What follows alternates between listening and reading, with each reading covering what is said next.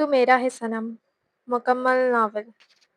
اس کو پیسوں کی بے حد ضرورت تھی۔ اس کی ماں ہاسپٹل میں بستر مرگ پر پڑی تھی۔ سر مجھے 20 لاکھ دے دیں۔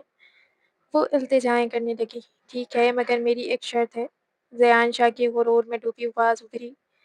کیسی شرط؟ 20 لاکھ کے بدلے ایک رات میرے نام کرنی ہوگی۔ وہ دنگ رہ گئی مگر ماں کی خاطر وہ مان گئی، اور اسی شام فارم ہاؤس میں وہ اس کے بستر پہ پڑی اپنی رات اس کے نام کرنے والی تھی کہ اچانک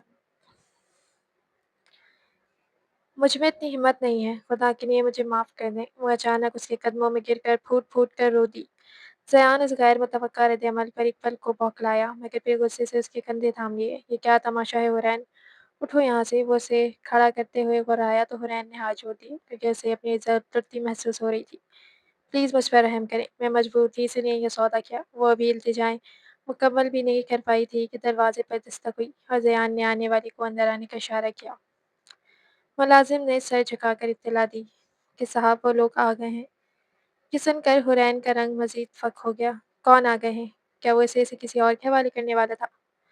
خوف کے مارے اس کا ذہن مفلوج ہونے لگا۔ زیان نے اس کا ہاتھ پکڑا اور اسے نیچے لے جانے لگا تو حرین نے مزاحمت شروع کر دی۔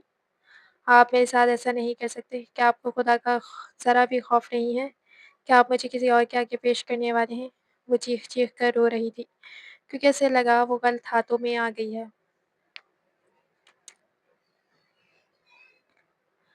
اسلام آباد کی وہ فلک بوس عمارت اپنی پوری آب و تاب کے ساتھ کھڑی تھی، جس کی شیشے کی دیواریں آسمان کے رنگ بدلتے منظروں کی عکاس تھیں۔ صبح کی نرم روشنی جب ان شفاف دیواروں سے ٹکرا کر اندر داخل ہوتی تو پورے آفس میں ایک وقار سا بکھر جاتا۔ ہر چیز اپنی ترتیب اور نفاست کی گواہی دے رہی تھی۔ حرین جب ہانپتی ہوئی سیڑھیاں چڑھ کر اوپر پہنچی تو اس کا سانس پوری طرح پھول رہا تھا کیونکہ لفٹ اچانک خراب ہو چکی تھی۔ اس کے معصوم چہرے پر ندامت کی لہر تھی۔ وہ ہمیشہ کوشش کرتی تھی کہ کسی کو شکایت کا موقع نہ دے مگر حالات کی ستم ظریفی اسے اکثر ایسے ہی امتحان میں ڈال دیتی تھی۔ وہ خوبصورت تھی، ایسی خوبصورتی جو خاموش رہتی ہے اور جس کی گہرائی کو اکثر لوگ نظر انداز کر دیتے ہیں۔ اس نے جلدی سے سر پر دوپٹہ ٹکایا اور ہتھیلی کی پشت سے ماتھے کا پسینہ صاف کیا۔ اس کا دل عجیب سی بے چینی سے دھڑک رہا تھا۔ ارے حرین تم آ گئی؟ تمہیں اندازہ بھی ہے کہ یہ پوری کمپنی اب کسی اور کی ملکیت بن چکی ہے؟ وہ جو ابھی اپنی سانسیں بحال کرنے کی کوشش کر رہی تھی نتاشا کے اس قدر جھنجھوڑنے پر بری طرح ہڑبڑا گئی تھی۔ نتاشا کی بات نے جیسے اسے سکتے میں ڈال دیا ہو۔ تم کیا کہہ رہی ہو نتاشا؟ اچانک یہ سب کیسے ہو گیا؟ سر نے آخر کمپنی کیوں بیچی؟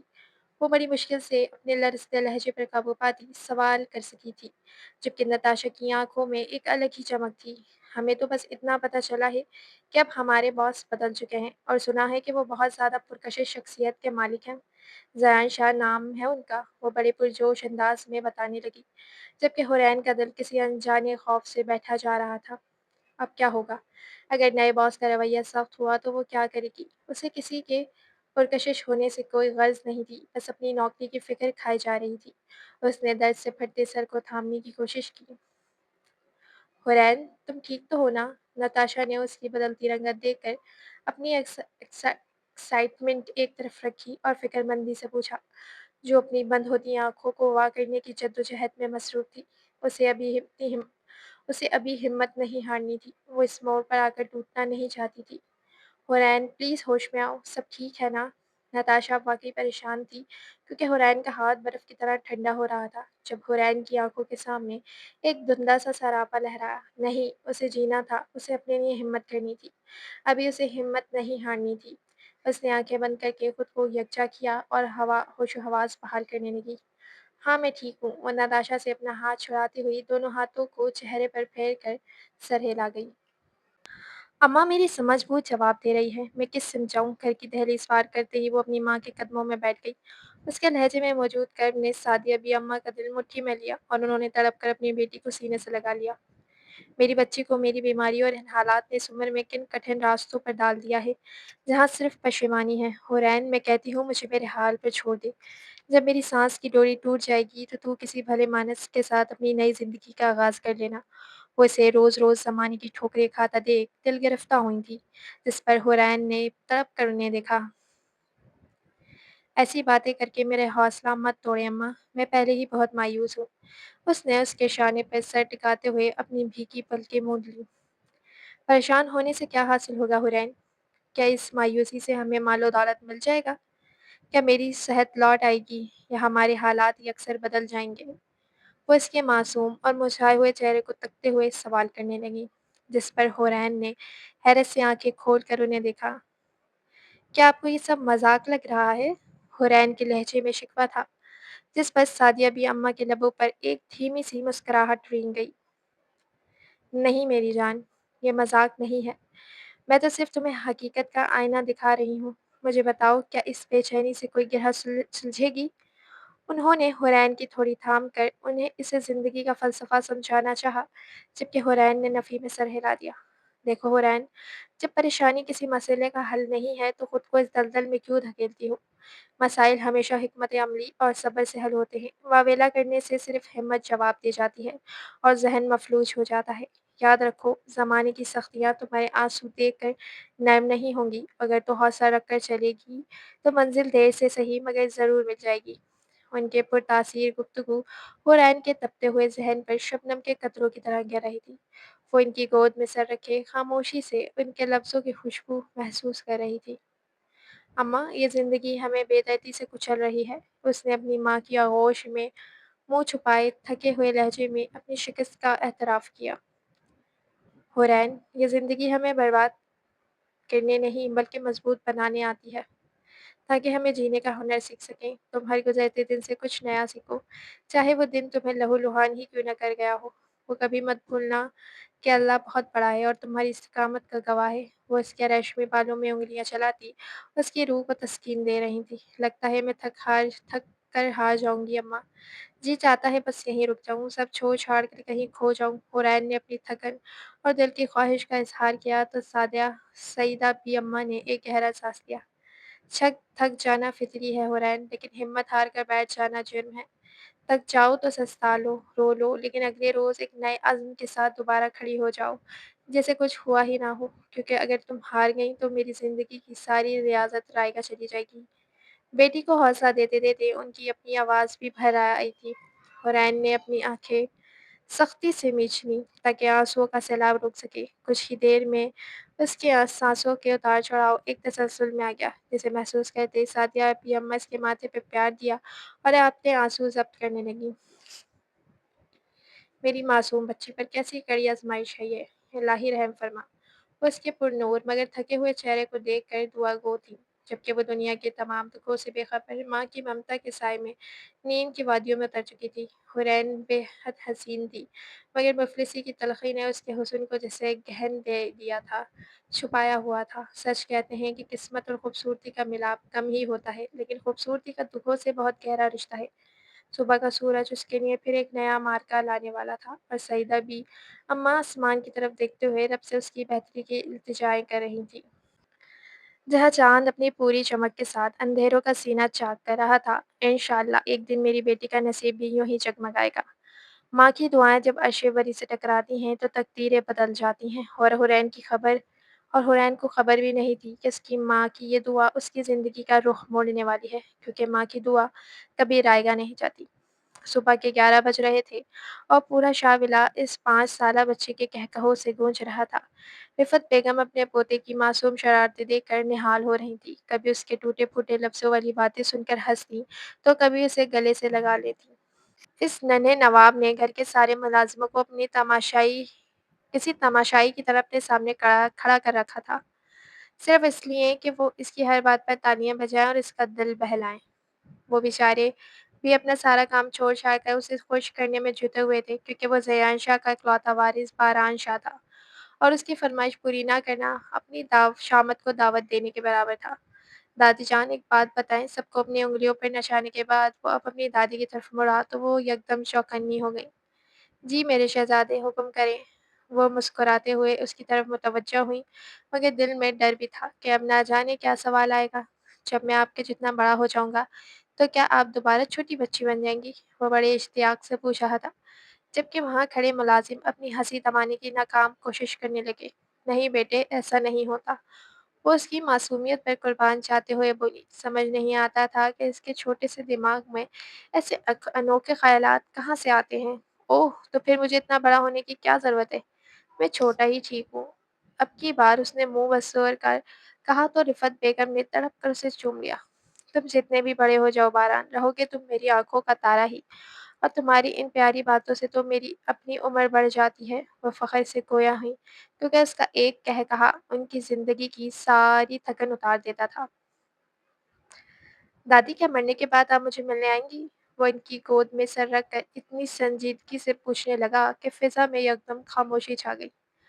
رفعت بیگم ہڑبڑا کر اسے دیکھنے لگی۔ توبہ کرو بیٹے، ابھی سے ایسی باتیں نہیں کرتے۔ مجھے تو ابھی تمہاری شادی دیکھنی ہے اور تمہارے چھوٹے چھوٹے بچوں کے ساتھ کھیلنا ہے۔ وہ لاڈ سے بول تو گئیں مگر یہ بھول گئیں کہ سامنے کون کھڑا ہے۔ بچے کی آنکھوں میں تجسس کی چمک جاگی، جبکہ وہ اپنا سر پکڑ کر بیٹھ گئی، کیونکہ اب اس کے سوال ختم نہیں ہونے والے تھے۔ اس سے پہلے وہ کچھ کہتا، زیان شاہ وہاں انٹر ہوا تھا۔ کیا باتیں ہو رہی ہیں؟ اس نے اشتیاق سے پوچھ کر اپنے بیٹے کا منہ چھپا۔ میرے بچ ابھی وہ کچھ بولتا کہ رفعت بیگم گڑبڑا کر بات بدل گئی۔ شادی کر لو تم، انہوں نے اچانک سے یہ بولا تھا۔ امی جان، آپ کو پتہ ہے مجھے اس ٹاپک سے کتنی چڑ ہے۔ پلیز اسٹاپ، وہ اکتائے ہوئے لہجے میں بولا تو ان کے دل میں بھانپڑ چلے۔ اس ایک عورت کی وجہ سے تم نے اپنی زندگی روک لی ہے، جو تمہیں اور اس بچے کو چھوڑ کر چلی گئی۔ وہ غصے سے اپنی سابقہ بہو کا ذکر کرنے لگی تو زیان کا چہرہ سفید پڑ گیا۔ امی، اب وہ اس دنیا میں نہیں ہے، اسے معاف کر دیں۔ وہ تلخ یادوں کو جھٹکتے ہوئے اٹھ کھڑا ہوا۔ میں اسے کبھی معاف نہیں کروں گی جس نے میرے ہنستے بستے گھر کو اجاڑ دیا۔ وہ اب بھی اپنے غصے پر قابو نہ پا سکیں جب زیان بنا کچھ کہے اپنے کمرے کی طرف بڑھ گیا۔ مرنے والوں سے کیا دشمنی پالنا امی، اس کی دھیمی آواز پیچھے رہ گئی، مگر رفعت بیگم اب بھی اپنی بڑبڑاہٹ میں مصروف تھیں، جیسے وہ عورت کو کبھی معاف کرنے کے موڈ میں نہ ہو جس نے ان کے بیٹے کی مسکراہٹ چھین لی تھی۔ اماں، خدا کے لیے آنکھیں کھولیں اماں۔ وہ جو نئے آفس جانے کی تیاری مکمل کر کے باہر نکلنے ہی والی تھی، اپنی ماں کو صحن میں ڈھیر ہوتا دیکھ کر اس کے ہوش و حواس اڑ گئے تھے۔ وہ گرتی پڑتی ان کے قریب پہنچی اور کپکپاتے ہاتھوں سے ان کے بے جان گال تھپتھپانے لگی۔ اسے لگ رہا تھا کہ شاید اس کی پکارنے پر وہ ابھی اٹھ بیٹھیں گی، مگر سعیدہ بی اماں کا چہرہ زرد پڑ چکا تھا اور ہونٹ نیلے ہو رہے تھے۔ ان کی سانسیں اتنی اکھڑی ہوئی تھیں جیسے زندگی کا دامن کسی بھی لمحے ہاتھ سے چھوٹ جائے گا۔ اماں، وہ دیوانہ وار دروازہ کھول کر باہر کی طرف بھاگی تھی، مگر اس وقت سنسان گلی میں کوئی بشر دکھائی نہیں دے رہا تھا۔ وہ ہانپتی ہوئی سڑک تک پہنچی اور سامنے سے آتی ایک گاڑی کو ہاتھ دے کر بڑی مشکل سے روکا۔ ڈرائیور نے جب اس کی بدحواس حالت دیکھی تو فوراً مدد کے لیے تیار ہو گیا۔ ہاسپٹل لے چلیں مجھے، خدا کا واسطہ ہے، گاڑی تیز چلائیں۔ وہ ان کی مدد سے ماں کو گاڑی میں ڈالتے ہوئے زاروں قطار رو رہی تھی۔ اسے بھول گیا تھا کہ آج اس کے نئے باس زیان شاہ سے پہلا سامنا ہونا ہے۔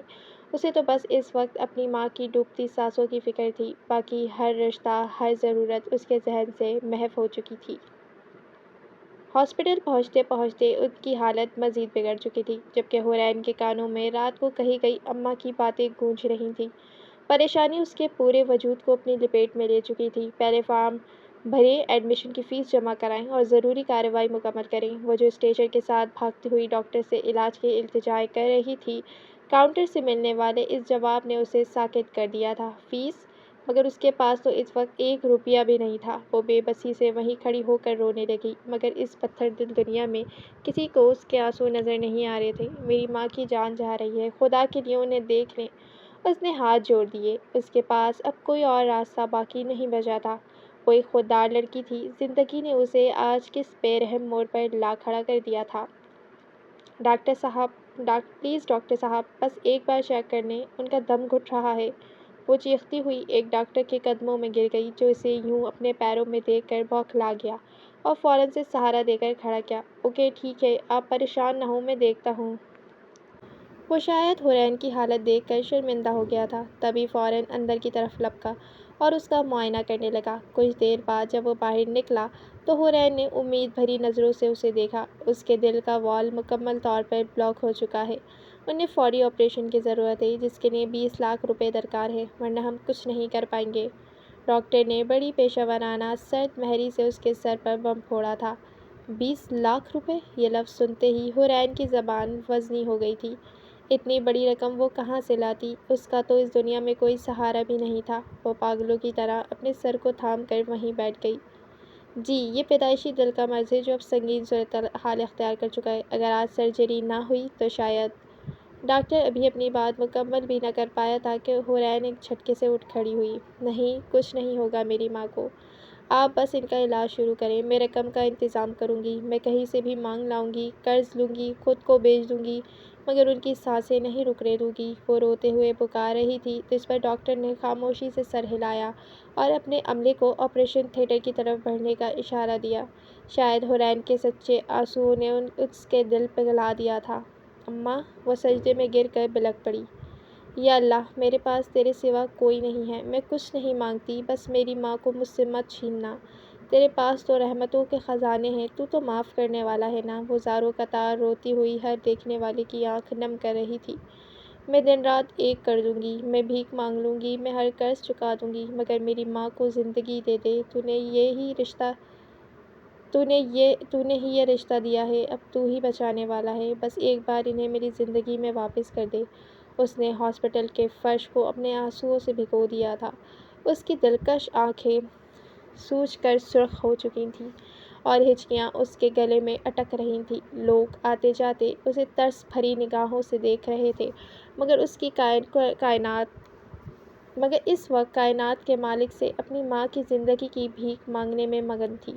اسے خبر نہیں تھی اس کی یہ پکار کہاں تک پہنچ رہی ہے اور اس کی قسمت اسے اب کس نئے راستے پر لے جانے والی ہے۔ وہ اپنی مخصوص گہری آنکھوں سے کھڑکی کے پار پھیلے شہر کا نظارہ کر رہا تھا جب اس کی سیکریٹری نے کمرے میں داخل ہو کر اس کے خیالات کا تسلسل توڑ دیا۔ سر، حورین نامی ایک لڑکی آپ سے ملنا چاہتی ہے۔ اس کا کہنا ہے کہ معاملہ بہت سنگین ہے۔ وہ آپ سے ملنے کے لیے بضد ہے۔ سیکریٹری نے نہایت ادب سے سر جھکا کر اطلاع دی تو زیان شاہ نے الجھن سے اس کی طرف دیکھا۔ سر، وہ اسی آفس میں ملازمت کرتی ہے، مگر ابھی ہاسپٹل سے آئی ہے۔ اس نے نظریں جھکائے جواب دیا، جس پر زیان نے ایک گہرا سانس لیا۔ ٹھیک ہے، اسے اندر بھیج دو۔ وہ ٹیبل پر پڑی فائل کی طرف متوجہ ہوتے ہوئے اسے اندر آنے کی اجازت دے گیا، جس پر سیکریٹری خاموشی سے واپس مڑ گئی۔ ابھی اسے گئے چند لمحے ہی گزرے تھے کہ دروازہ کھلا اور زیان کی نظریں سامنے کی طرف اٹھی تو وہ دیکھتا ہی رہ گیا۔ سیاہ لباس میں ملبوس، وہ اسی رنگ کی پٹھانی چادر اوڑھے، وہ سرخ آنکھوں اور لرزتے قدموں کے ساتھ اس کی طرف آ رہی تھی۔ اس کی رنگت اس وقت خوف اور پریشانی سے پیلی پڑ رہی تھی اور تیکھی ناک رونے کی وجہ سے سرخ ہو چکی تھی۔ وہ اپنے گلابی لبوں کو کھینچے بے دردی سے اپنے آنسو ضبط کرنے کی کوشش کر رہی تھی۔ زیان کی نظریں جیسے اس پری پیکر کے چہرے پر تھم سی گئیں۔ اس ثانیے کے لیے وقت تھم گیا اور اس کمسن حسین لڑکی کے سحر میں کھو کر باقی سب بھول گیا۔ وہ لڑکی سادہ تھی، مگر اس کی آنکھوں میں دکھ اور التجا کا ایک ایسا سمندر تھا جو دیکھنے والوں کا دل چیر دے۔ تو تم ہو حورین؟ زیان نے بمشکل اپنے لہجے کو نارمل رکھتے ہوئے سوال کیا تو حورین کے گلے میں جیسے کوئی پھندا سا لگا ہو۔ اس نے صرف اثبات میں سر ہلانے پر اکتفا کیا کیونکہ آواز اس کا ساتھ نہیں دے رہی تھی۔ کہیے، کیسے آنا ہوا؟ وہ کرسی سے ٹیک لگا کر بیٹھ گیا اور اسے ایسے دیکھنے لگا جیسے وہ پہلے سے جانتا ہو کہ آنے والی درخواست کیسی ہوگی۔ حورین نے ہمت جمع کر کے اس کی نظروں کا سامنا کیا۔ اسے خوف تھا کہ کہیں یہ نیا باس اسے پہلی ہی ملاقات میں نوکری سے نہ نکال دے، مگر اسے اپنی ماں کے لیے ہر خطرہ مول لینا تھا۔ ان رئیس زادوں کے مزاج کا کوئی بھروسہ نہیں تھا۔ تبھی اس نے ہر لفظ سوچ کر ادا کیا۔ میری ماں کو دل کا مسئلہ ہے اور ڈاکٹرز نے فوری آپریشن کا کہا ہے، جس کے لیے 20 لاکھ روپے درکار ہیں۔ سر، پلیز مجھے یہ رقم ادھار دے دیں، میں دن رات کام کر کے آپ کا ایک ایک روپیہ لوٹا دوں گی۔ وہ بولنا شروع ہوئی تو پھر رک نہ سکی۔ اس نے آنکھیں بند کر کے ایک ہی سانس میں اپنی ساری بپتا سنا دی، جس پر زیان شاہ نے داد دیتی نظروں سے اسے دیکھا۔ اس کی بند آنکھوں سے آنسو بہہ رہے تھے، مگر وہ اپنی بات مکمل کر کے چپ ہوئی تھی۔ زیان اپنی جگہ سے اٹھا اور گلاس وال کی طرف بڑھ گیا۔ اس نے دونوں ہاتھ جیبوں میں ڈالے اور باہر کا منظر دیکھنے لگا، جو اس وقت بے حد پرسکون محسوس ہو رہا تھا۔ پھر وہ اچانک اس کی طرف مڑا۔ جانتی ہو حورین، تم حد سے زیادہ خوبصورت ہو، اتنی کہ تمہاری یہ خاموشی میرے اندر ہلچل مچا رہی ہے۔ وہ خود اپنی بات پر حیران ہوا کہ اس نے یہ کیوں کہا، مگر حورین نے ایک جھٹکے سے سر اٹھا کر اسے دیکھا۔ اس کی آنکھوں میں شدید خوف اور حیرت تھی، جسے وہ سمجھنے کی کوشش کر رہی ہو کہ یہ شخص کیا کہنا چاہ رہا ہے۔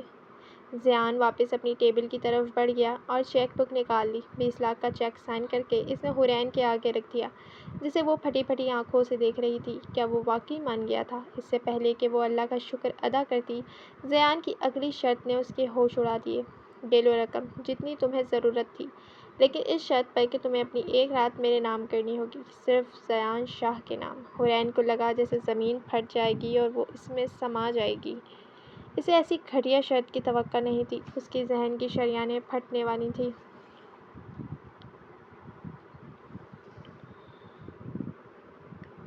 اس نے صدمے کی حالت میں ضیان کو دیکھا۔